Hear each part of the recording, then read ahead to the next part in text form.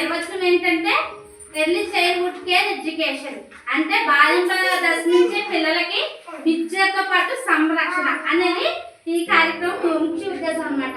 ఈ రోజు నాకు ఇచ్చిన అంశం ఏంటంటే భాషాభివృద్ధి. ఇక్కడ చూసారు కదా ఈ థీమ్స్ అన్ని ఏంటంటే భాషాభివృద్ధికి సంబంధించిన మాట. అంటే మన పిల్లలు భాషాభివృద్ధికి కావాల్సిన వస్తువులు అన్నమాట.